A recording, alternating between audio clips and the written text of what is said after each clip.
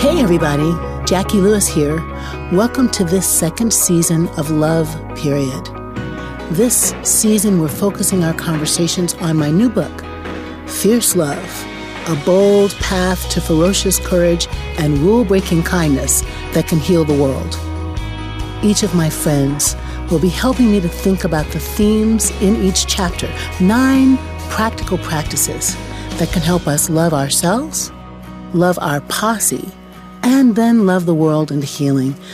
It all starts with you, and we're going to give you practical tips to make these practices a part of your life. In order to kick us off, I invited my friend Wajahat Ali to come and be with us and talk about the theme in Chapter 1. Love yourself unconditionally. It all starts here. We know you loved Waj in the first season, and I'm just delighted to have him back.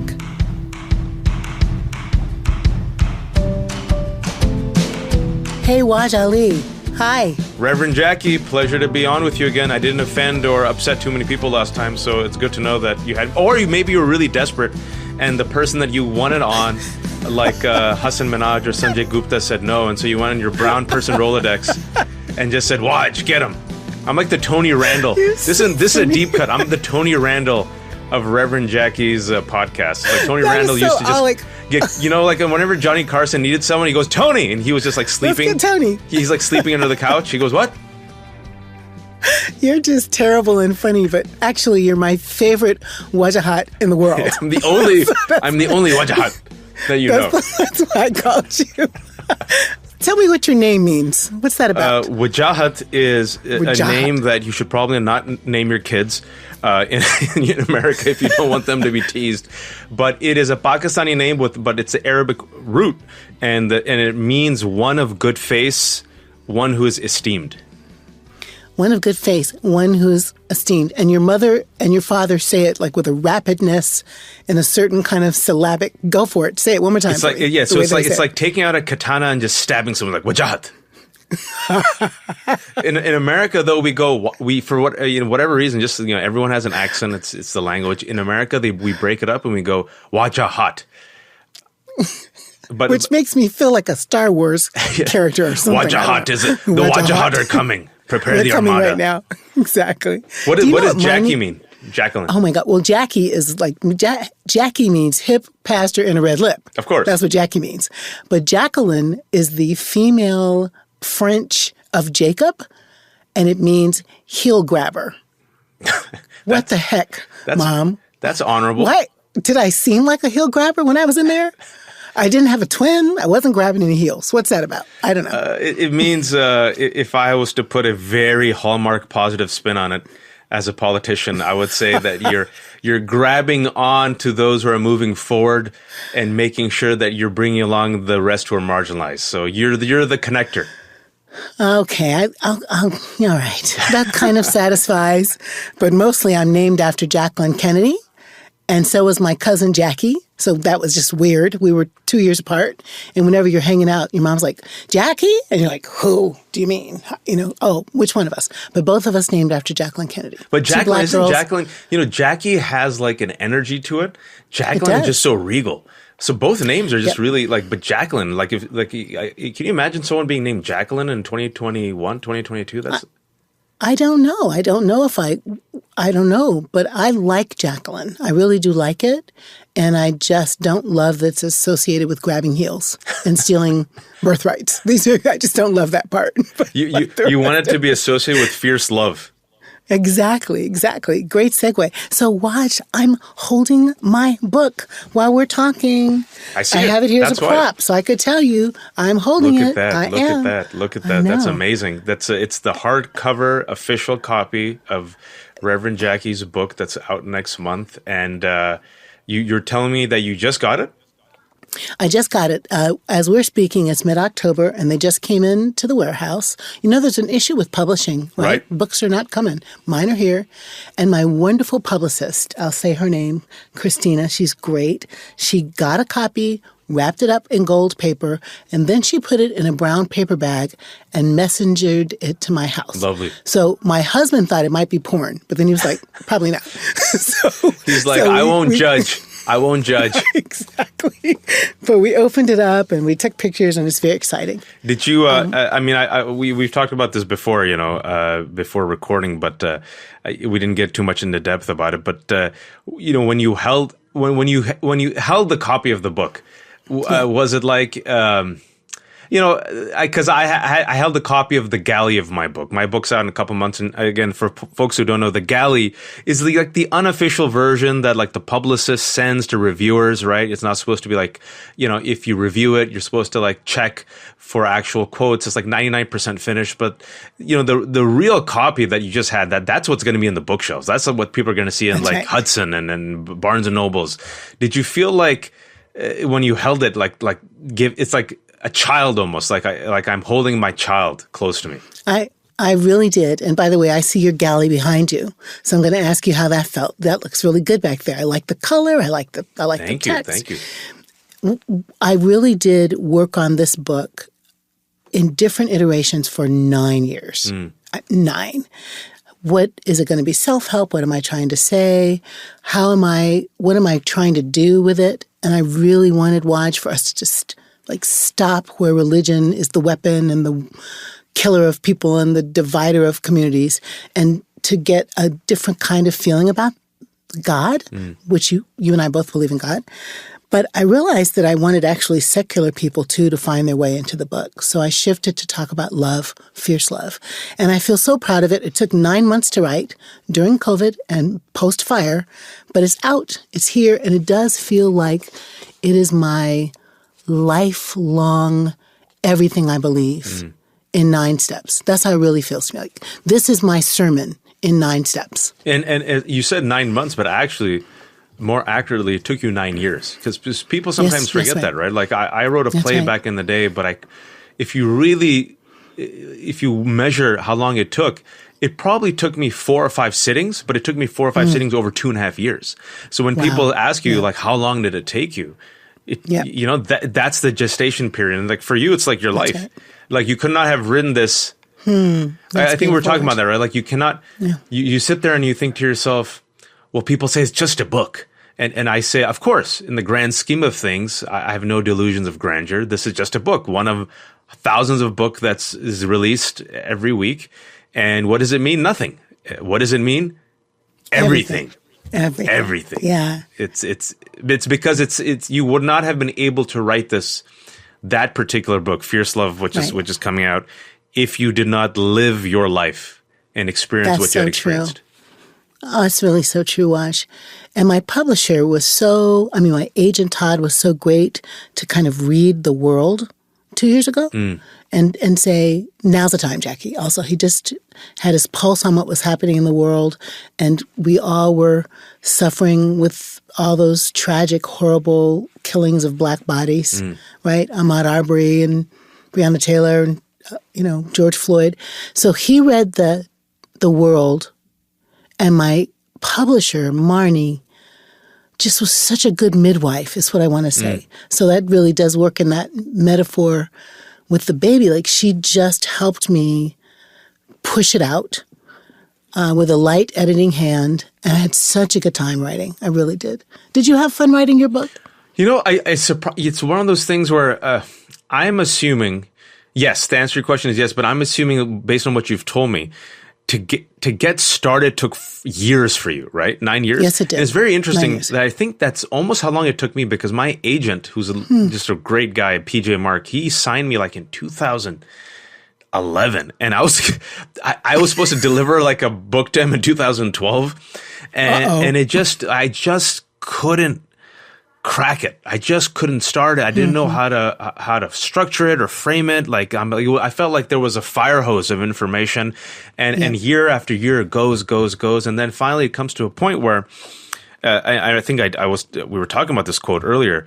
It's this great Miles Davis quote. You have to play a long time before you can play like yourself, right? And it felt like you have to kind of ease into your skin through time, and you need the mileage. And I felt like during COVID, during the pandemic, where it seemed like everything else was falling apart, this was an act of creation. Like I felt like now is the time, just like you, I felt now is the time. Like I felt it. And then it just came, once I was able just to crack my brain around how to structure it, it just came. I remember I started this book, the first draft in last August. And my editor was like, okay, well, I'll see you in 6 months. I'm like, no, I'll finish this before my 40th birthday in 3 months. She goes, sure. And she's like, I'm like, what? No. She goes, no. When you come back in November, I'll expect an email saying 3 more months. But I did it, and I just flowed, and it was like 450 pages. Don't worry, the final book is 450 pages. But once I started writing it, it just came to me, like it was there. But it's like I said before, it's easier to sit there and say that, oh, I wrote in 3 months. That's incorrect. It's a 40-year journey. I would not have been able to write this at the age of 30, and I'm sure you would have been able to write this 5 years ago. No, that's right, Waj. Such a similar experience, really, sitting outside of my yard, typing. It did come out of me as though it were water or had already been written, and I was transcribing, do you know, like taking dictation type of thing. That's how fast it came out. And it flowed out of my soul, and I've read enough of the pieces that you're putting in the world about your book to know that your book flowed out of your soul, which is why I wanted you to come and talk to me about this particular part of the book, which is how to love ourselves. I just feel like you and I are, a couple years older than you. I shall not say how many. But I look older than you, so there you go. Do you look older? I don't think so. Absolutely. Black doesn't but crack. I think Black ages regally. And I am, apparently Asian doesn't raisin, but I'm like the outlier. So there you go. That's so funny. Listen, I do think I look kind of close to your age. I'll give that to myself. But you and I have had such a similar experience, Waj, of what it means to learn to love yourself. That's right. Right? What it means to learn to love yourself despite the container, the atmosphere, the environment, the culture, the crappy, stupid words that you get told, right? The way the world treats Muslims and Black people. We learned how to love ourselves, but we really learned how to love ourselves. And I just wanted to make sure you and I had a chance to talk about why is it so hard? I want to put an F right there, but I won't. Why is it so, hard to raise babies, to raise children, to raise adults in a culture that's just so full of hatred? Why are we like this? So, it's coincidental that we're taping this podcast today, middle of October. And I really just, I had no idea. I mean, I should have, just last night, I guess, in the back of my mind, I was like, oh yeah, we're going to do this podcast. But things to answer your question, late last night, I tweeted something, a thread that kind of went viral. My daughter, Nuseba, who's 5 years old, born and raised in this country, stage 4 cancer survivor, about 2 months ago, she just told us, I don't like my skin color. I want to be white. I don't like brown skin. No. And it was just like a gut punch. And my wife and I were devastated because you have to realize we did everything in our power for the past 5 years to affirm her beauty, and we got, dolls of color and all the children's books and, Moana and Princess and the Frog and, affirmed her for her beauty and especially when she was going through chemo. And then she just said this and we're like, how could we have failed? What did we do wrong? And we realized that, the insidious reach of whiteness. Not white people. I'm talking about whiteness. The narrative that centers white skin and blue eyes, right? No matter how much we put a fortress around our daughter and insulated her and protected her and uplifted her, it still creeped through. It still creeped through the narratives, through the dolls, through the images, through the social media, right? Yeah. That this 5-year-old beautiful girl, just stunning, oh my gosh, will look at herself and say, oh, I don't like my brown skin. And so for the last 2 months, I was just like, there's no way in hell, man. There's no way in hell my daughter's going to grow up like this. So like, every day for 2 months, my wife and I, right, what I do is I'm like, Nuseba, look at you. Nuseba, that skin. Oh, I wish I had that skin. Oh my God, look at that brown skin. But at the same time, while while not either giving her a superiority complex over other people and telling her and her brother and her baby sister that she is simply one color amongst the many beautiful colors. Allah made her this way. And other people who are white are beautiful and other people who are black are beautiful, but Allah made her this way. And she's stunning. And so last night, randomly while looking in the mirror, she goes, I love my brown skin. I really do. Good. And then she puts on a little makeup. She's 5 years old. She's a little diva. She's putting on like some eye makeup. She goes, when I did that eye makeup, the white eye makeup on my skin, I look really beautiful. So I love my brown skin. I'm telling you, the whole night I was on cloud nine. Like till 4 a.m. I couldn't sleep. But I exhaled. I was like, Sarah, we did it. My God. And I'm like, may she, inshallah, always consider herself valued and loved and beautiful, right? But thank you for letting me indulge in that story. But you asked me this question, and that's what we have to deal with. We have to deal with this, where my 5-year-old daughter thinks she's less than simply due to her skin color. And so how do we protect our children? How do we protect ourselves? How do we tell them that your nose is fine, your eyes are fine, your hair is fine? How do you make them not hate themselves and their name, their multisyllabic name, their ethnic culture, their ethnic food? It is an act. It is an act of resistance, daily act of resistance. And the thing is, this is, resistance is exhausting. Like people say, resist Trump. I'm like, resist. I'm like, I also got to pay my bills and I got climate change and, I'm on the wrong side of 40. I got to take a nap every now and then. I want to take a nap. I'm tired. What happens if my mask broke? Did I friggin' wash my hands and before I shook that person? It's exhausting. And so I think the flip side of that is also joy. And I think the power of joy and investing in joy, because joy is also an act of resistance. To have joy in spite of thousands of years of narratives that make you hate yourself the way you look, that make you hate yourself for the shape of your hair, that make you hate yourself for the colors in your food. And I feel like this is one of those situations where you have to put in the work, because in the absence of the work, whiteness will win. And so the hope is, and sorry for my TED talk here, the hope is that I'm willing to put in the work so that my children inherit a different narrative. Amen. Amen. Inshallah. That's why my book, that's why I did the book. Honestly, the book is dedicated to my kids. It's for Ibrahim, Nusayb, and Khadija, because I want them to write the next chapter, but I don't want them to be saddled with all the crap that you and I had to go through. Oh my gosh, that is such a good prayer.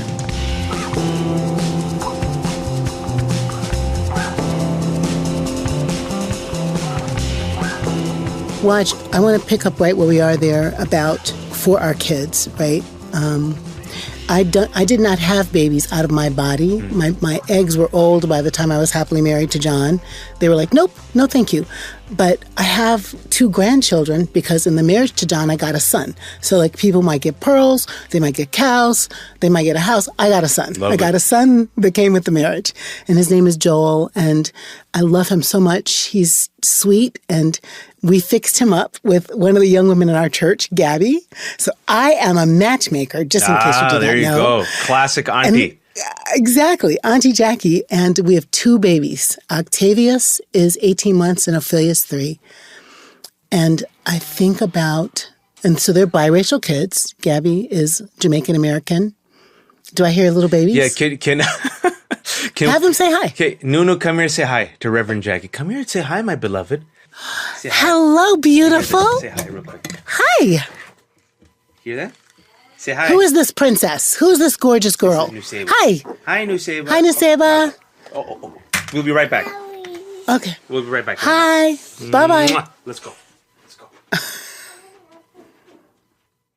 I just share your passion for thinking about how to create the world we want for our kids and how to set a table for the kids to make the world better for their kids. And the thing that has to be absolutely named and addressed is all the ways whiteness, I call it that too, the white supremacy narrative, the junk that's in the universe about blindness and blue-eyedness, the way the church, I'll critique it, has got all that stuff wrapped up in there, the white Jesus who doesn't exist and the white supremacy that pretends to be, the way of God. I throw my whole world at that. Watch. This is my work in the world, is to dismantle racism, to dismantle homophobia, to dismantle Islamophobia and anti-Semitism, so our children can be in a world that lets them love themselves. Like, they have to have a world in which they can love themselves so they can love other people, so they can love the world. Because if they don't, if there's a hole in their soul where love should be, what kind of a hot mess world is it going to be? Amen. Right?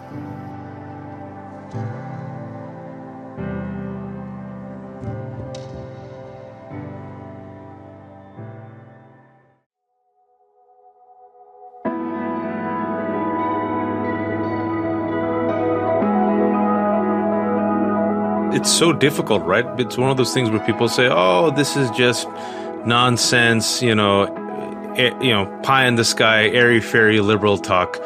But you see so many damaged people. I have so many colleagues and friends my age who it took them years to love themselves. They changed their name, they changed their eyes, they cut their nose, they hid aspects of themselves that in no way, shape, or form they should be ashamed of.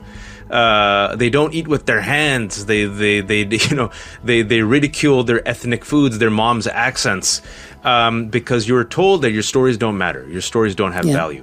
And when and it's not like your parents sit there and like give you a lesson. It's like my daughter. Where did she get it from? You just absorb it all around. It's all around you. It's like coronavirus. It'll get you. Yeah, it is. It's in the air, and in a kind of psych way. My PhD's in psychology and religion. Ooh, fancy. This idea of the kind of container that we create in which the stuff in it is harmful to the child. So the N-word, the F-word, the Osama bin Laden, and the you're a terrorist, and your story of being outside for how you look and how you believe, the weight consciousness in our nation, the decision about what's beautiful, the who fits in, the who's the norm, the who decides. And the ironic thing of how our nation is allegedly built by people who were looking for freedom, but came here and created a culture that wasn't free for anybody but themselves, that really breaks my heart. Did I ever tell you the story about Lisa? No. How I learned I was an N-word when I was little? No. I mean, I was in kindergarten living in New Hampshire with my mom and dad. I was not old enough to live by myself. So I lived with my parents because I was 5. And they were in this white community, right, in the Air Force. I was the only black kid in my class. And I had 2 friends, Tommy Hollister, who were my neighbors. We walked to school together. We walked home together.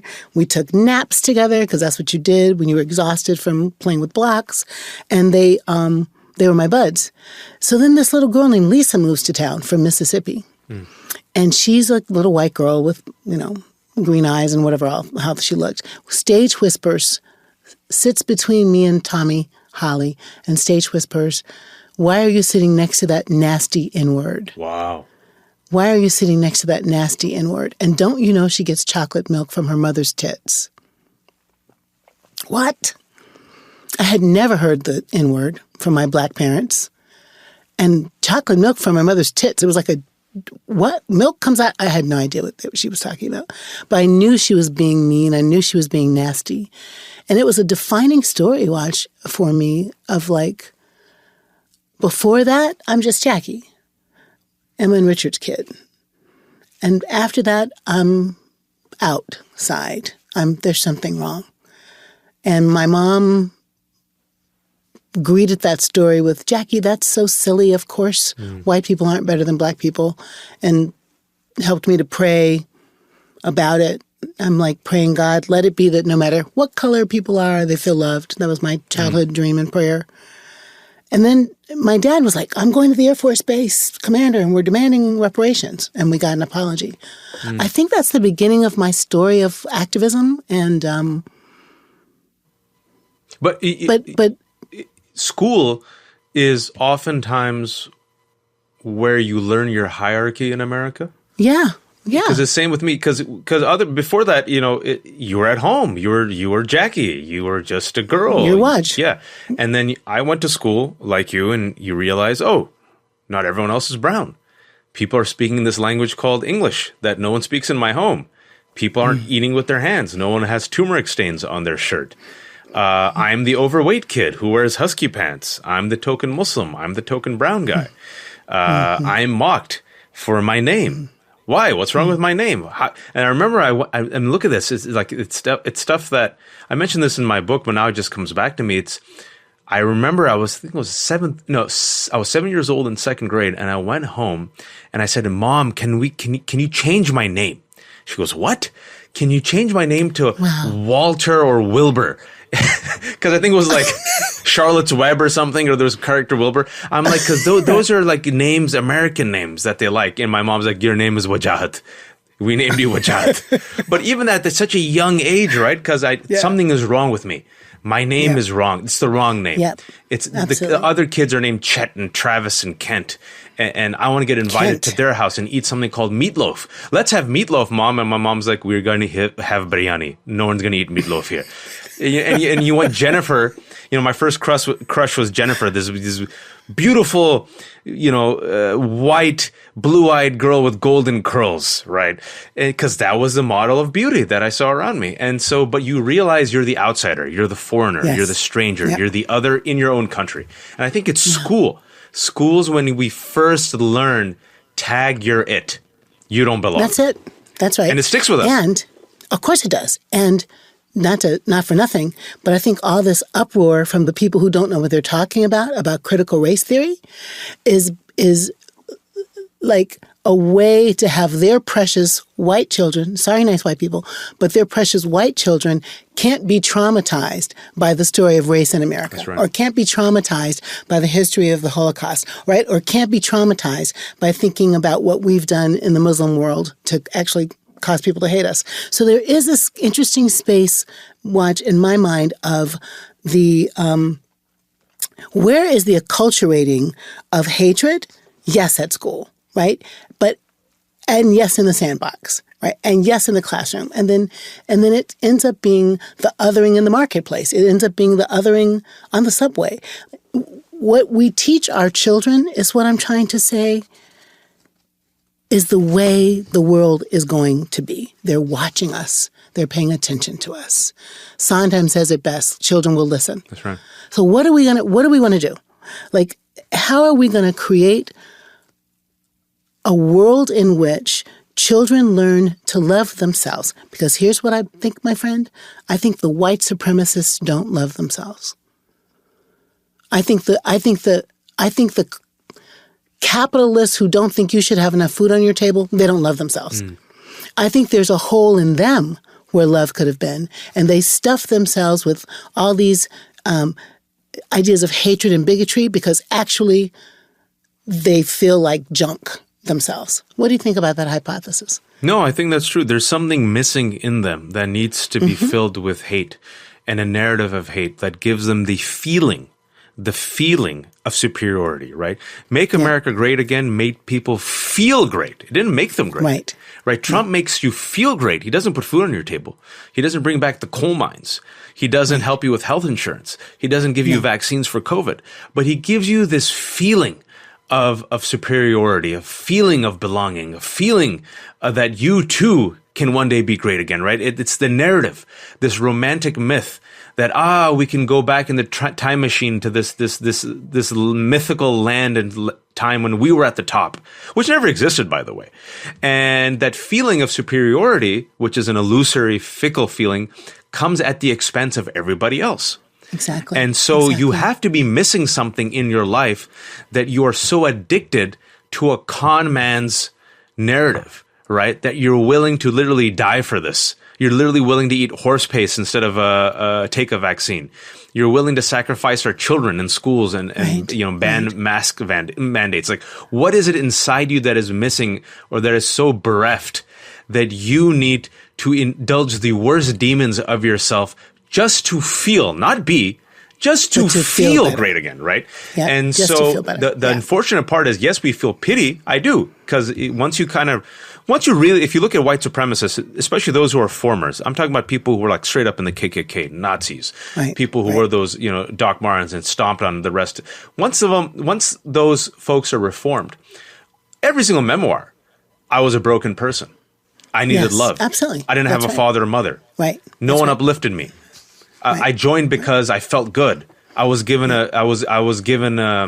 order. I was given respect. Women looked up to me. But I had a feeling of belonging. There you go. It filled something inside me. Circle of hate. All of them, like literally, just look at every single former extremist, right? You see it. And so the sad part is, if they can have an intervention with love, with joy, with kindness, but the problem here is, well, not necessarily the problem, the challenge. This is the challenge. It's always been the challenge. The challenge is that people of color, oftentimes, who are suffering more than them, are expected to not only nurture and fill ourselves up with joy, but then also be their Bagger Vance. Right. That's right, Waj. Yep. Right. Yeah. If you see the movie The Legend of Bagger Vance, you're like, wait, you're telling me that Will Smith is like this mythical creature, this angel, who spends the entire movie helping Matt Damon, who has a privileged life, just basically get a better golf swing, so then he can have sex with Charlize Theron. And then once he gets a good golf swing, literally the movie, Bagger Vance just walks away. He goes, all right, bye. Bye. See ya. So like it's like Queen Latifah in that movie Bringing Down the House with like Steve Martin. Like her job is, it's like that person of color. Your job is to bring the funk. Your job is to help the white person feel joyful again. And so, but meanwhile, we're also supposed to protect our children. We're also supposed to tell our children you're beautiful. And so, I remember when you invited me to your church, and inshallah, the church will be remade and rebuilt and even more glorious. I remember I made the case, like 3 years ago, right before the pandemic. I made the case where even though it's exhausting, we should still invest in joy, and we should still invest in patience, and we should still invest in forgiveness and do the work. And I remember I said that acknowledging the pain and the hardship, but also if you followed in the footsteps of the prophets, the prophets experienced all this. The prophets went through worse. The prophets went through all this. They did. And I know we're not prophets, but we're supposed to model ourselves on prophetic conduct. And so, when I see all this, it's easy to tap out. It's easy to be cynical. It's easy to be exhausted. It's easy to say F it all. But I think the book, your book, my book, why do we do it? We're not going to get rich off it. Inshallah, if we get rich, that'd be amazing. But, that would be amazing. Yeah, then we could do a whole nother kind of thing together. But I think the reason why we did is there's a need, right? This narrative, the story that is not told, the story that needs to be heard, the story that our children need to read, an alternative story about the America that we have experienced, that a very damaged, broken, powerful, wealthy minority wants to extinguish because it will expose them to hard truths about this country and themselves that they're unwilling to acknowledge. And the microcosm of that, the metaphor of that, the realization of that is this bad faith attack on CRT. It's right in front of us. Yeah, that's exactly right, Waj. I love that you bring us back to joy, because what I believe is true is that this love of self is connected to joy, and that joy builds love of self, right?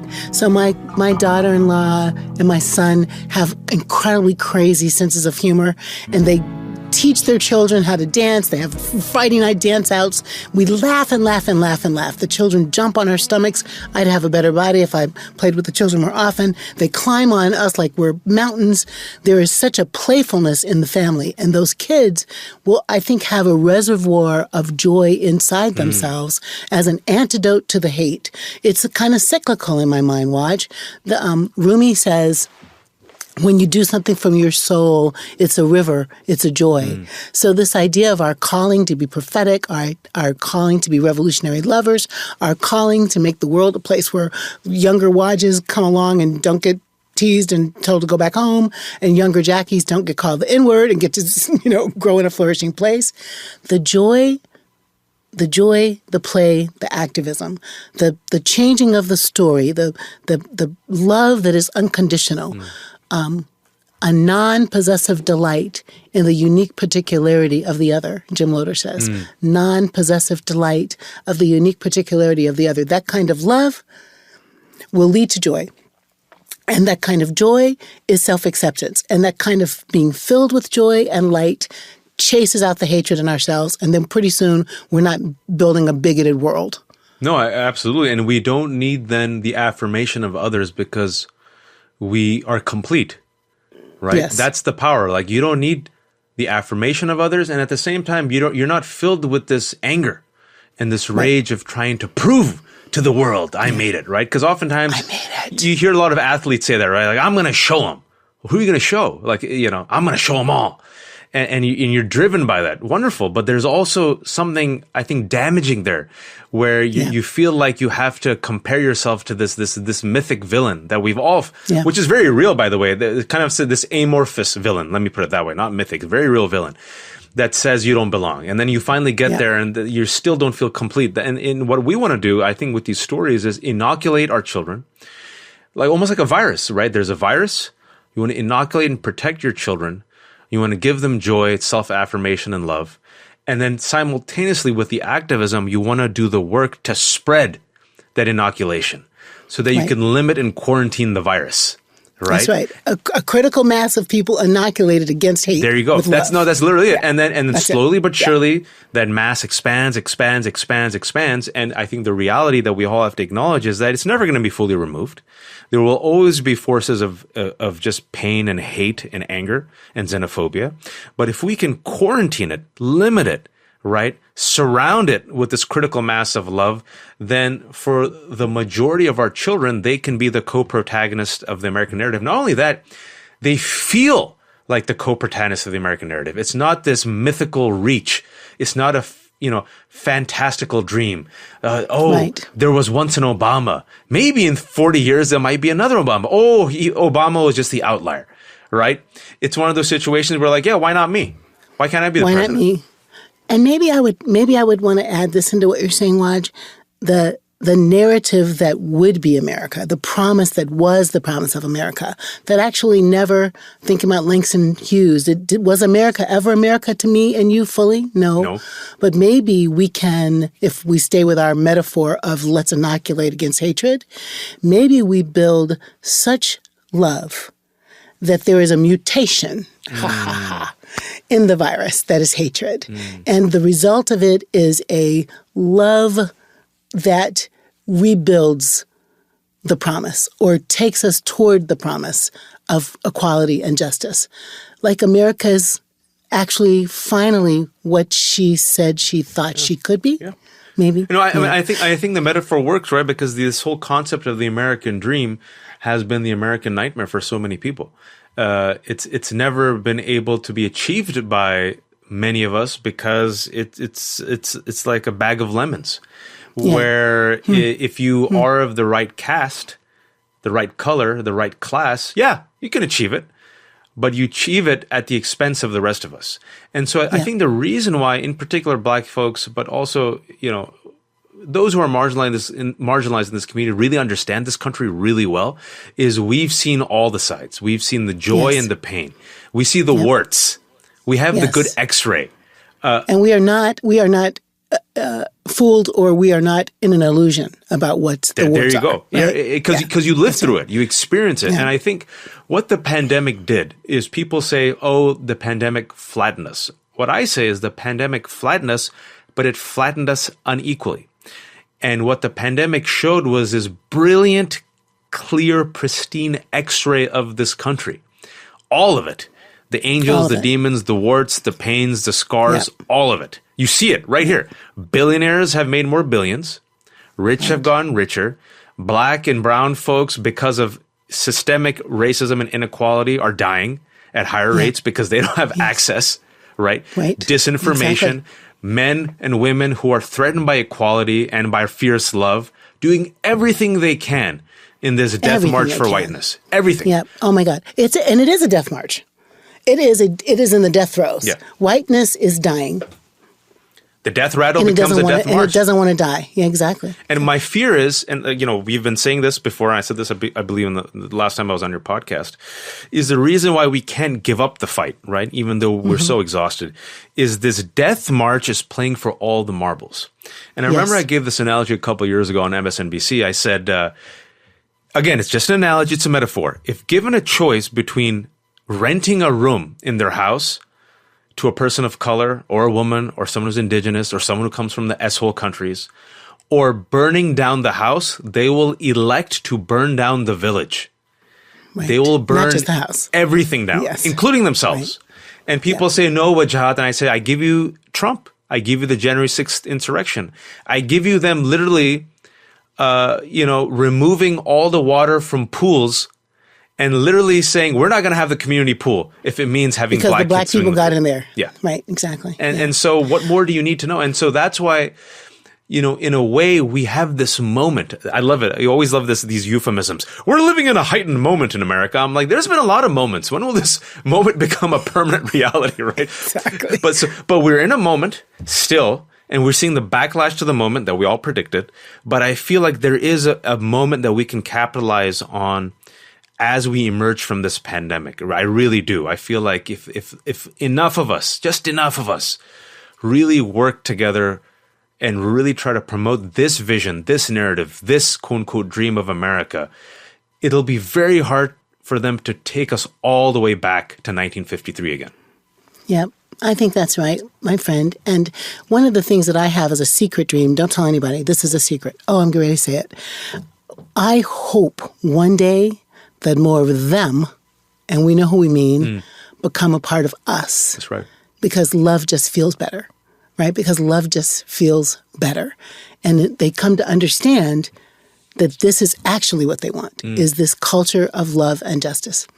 Can I ask you, what do you know for sure about love? What do I know for sure about... What do you know for sure about love? No, it's a profound question. What I know for sure about love is that if you are lucky and privileged enough to receive it, it is the greatest gift on this journey we call life. I do not take it for granted.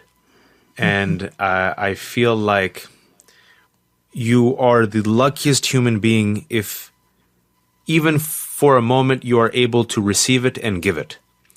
And I know it exists because I have received it from my family and my wife. And I know it exists because I give it to my children. And I believe it's one of the great tragedies in life. I really mean this, that if you go through this journey called life, which is oftentimes very painful for most people, filled with suffering, uncertainty, regret, hopes that are just crushed, stolen from you. But, what makes it less lonely and worthwhile is if you're able to experience love, either to receive it or give it, it makes the journey sweeter and it brings joy. And so I feel like that's the one thing at the age of 40, and they say in Islam, this is a famous saying that wisdom descends on the age of 40. Apparently for me, it's going to be 41. I'm delayed. But they say 40 is when you become a mature adult. 40 is a very significant number in age in Islam, right? So if I have learned anything, it's that I know nothing, which is a sign of wisdom, number one. Yes. But I do know that, on this journey called life, and I'll say this, I don't know if I shared this last time, but I mentioned this in the book. My decision to get married resulted from a near-death experience. I was about to die, and just miraculously, the drugs are kicked in, and I got saved. And doing that near-death experience, I went through all the stages, negotiation with God, asking for more time, the audit, regrets, what I should have done, all of it. I went through all of it. I discussed it in the book, and then I made peace. Look, and I'll say this: I made peace. Two types of love. I made peace with my exit because I had faith that there was a loving God on the other side willing to embrace me. And people say, well, religion is stupid and faith in God is stupid. I said, sure, no problem. You're not offending me. And religion's a crutch and faith in God is a crutch. I'm like, sure. But in those final moments, that faith and belief that there is a loving God gave me a peace that I experienced and knew to be real. that there is a loving God on the other side, and no matter what happens, inshallah, I will cross over and be embraced by that loving God. The second feeling was that if I do survive this near-death experience, I made a mistake. My one regret that I had, that one regret was, this was the age of 31, I didn't invest in love. I didn't take the risk. I was so broke. I was so tired. There were so many challenges. And I said, there's no way a woman would love me. I don't want to bring this baggage to a woman. You know, all those thoughts. That's what kept me. You know, the fear that I would be rejected. Yeah. And then I swear to God, I'm literally swearing to God, right when I had this regret, I said, I wish I just would have invested in love. That was my one regret. I wish I had a family. And right then my heart stabilized. And then about 6 to 8 months later, I got married. And so that's why when you ask me that simple question, what do I know about love? That's what I know about love. That's what you know. Oh, watch! I can't wait to read that. And I got some juicy stories in my book about that, finding that love. When I say fierce love, what comes up for you? Fierce love. Ooh, fierce love is to invest in love in the face of unimaginable horror, pain, backlash, suffering, and despite it all, you allow love to guide you through the gauntlet with faith that inshallah, through the dark forest. Right? Let's go back to stories from the beginning of time. The dark forest. You know. The forest is dark, filled with ghosts and goblins, the hallway of horrors. What am I armed with? Anyway. Yeah, I'm armed with nothing except faith and love. And that, inshallah, is enough for me to get to the other side. Waj, I love talking to you. Thank you so much for this conversation. Thank you for letting me blabber on and on. Please edit me so good. and my verbal diarrhea. And most importantly, pick up Reverend Jacqui's book, Fierce Love, which is out in November. Yay. What's the date? November 9. That's amazing. Coming right up. And we're apparently, I'm honored enough that you asked me to help you launch it. That's going to be awesome. Yep. We're going to have a great conversation on November 9th at 8 o'clock on the Penguin Random House World. And watch, when your book comes out, I want you to invite me to come. I promise to be charming. You're always... If you invite me to come talk about your book with you, I promise to be charming. Okay. We'll talk about, you know what we'll talk about? We'll just talk about like how we were like these nerdy kids who were picked on, and look at us now. Oh my God. And we'll just flex for an hour. That's all we'll do. We'll just flex. That's right. And we can sing, if you could see us now. Hashtag it gets better. I'll throw the mic, you pick up the mic, then you throw the mic. That's all we'll do. People are like, we paid money for this. That's all. We're just going to stand there and preen. That's what we'll do. Thank you, friend. Thank you so much. Thanks so much for joining us today. I loved my conversation with Waj. It is always a wonderful ride with him of laughter and truth-telling. Here's some things I want you to think about as you leave this episode. One is, loving yourself unconditionally is absolutely a hard thing to do. We're just not trained to do it. We're told we're narcissistic, we're told we're self-absorbed, but in fact, the command to love our neighbor as ourselves has to start with us. How can you make a daily affirmation that you are amazing, you are beautiful, you are gifted exactly as you are, and try to delight in yourself. Secondly, if we're going to make a world in which our children can love themselves, we've all got to do a part, and I mean all the children belong to all of us. What kinds of messages will we put in the universe for the children? Can we begin to paint a picture in which children see themselves as awesome, no matter their skin color, no matter their religion, no matter their gender or sexuality? Can we begin to paint a picture in which they see themselves as beloved? Because when they do, they'll paint that picture for future generations. And this is our goal, is a healed world with people in which they love themselves and can therefore love the other.